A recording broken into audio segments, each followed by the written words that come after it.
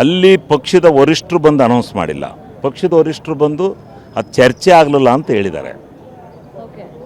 ಆದರೆ ನೀವು ಮಾಧ್ಯಮದವ್ರು ಮಾತ್ರ ಇಲ್ಲ, ಸಿದ್ದರಾಮಯ್ಯನವರು ನಾಳೆ ರಾಜೀನಾಮೆ ಕೊಡ್ತಾರೆ, ಹಿಂಗಾಗತ್ತೆ ಅಂತೇಳಿ ನೀವೇ ಹೇಳಿರೋದು. ನೀವೇನು ಹೇಳ್ತೀರಾ ಸರ್? ಸಿ ಎಂ ಸಿದ್ದರಾಮಯ್ಯನವರು ರಾಜೀನಾಮೆ ಕೊಡಬೇಕಾ, ಡಿ ಸಿ ಎಮ್ನವ್ರಿಗೆ ಬಿಟ್ಕೊಡ್ಬೇಕಾ ಅಂತ? ಅಲ್ಲ, ನಾನು ಹೈಕಮಾಂಡ್ ಮತ್ತು ಸಿದ್ದರಾಮಣ್ಣವರು ರಾಜೀನಾಮೆನ ಕೊಟ್ಟರೆ ಕೊಟ್ಟ ಮಾತಿಗೆ ತಕ್ಕಂತೆ ನಡೆದರು.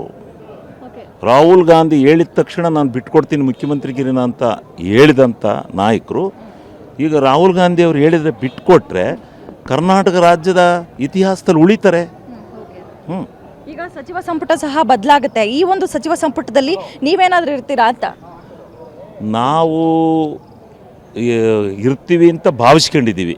ಹೋದ ಸಾರಿನೇ ಮಿಸ್ ಆಗಿದೆ, ಈ ಸಾರಿ ಕೊಡ್ಬೋದು ಅಂಥೇಳಿ ಭಾವಿಸಿದೆ. ನಮ್ಮ ಜಿಲ್ಲೆನಲ್ಲಿ ನಾನು ಒಬ್ಬನೇ ಶಾಸಕ ಇರೋನು, ಹಾಸನ ಜಿಲ್ಲೆ, ಅದನ್ನು ಪರಿಗಣಿಸಿ ಕೊಡ್ತಾರೆ ಅಂತೇಳಿ ಭಾವಿಸ್ಕೊಂಡಿದ್ದೆ. ಭರವಸೆ ಯಾವ ನಾಯಕರು ಕೊಟ್ಟಿದ್ದಾರೆ ಅಂತ?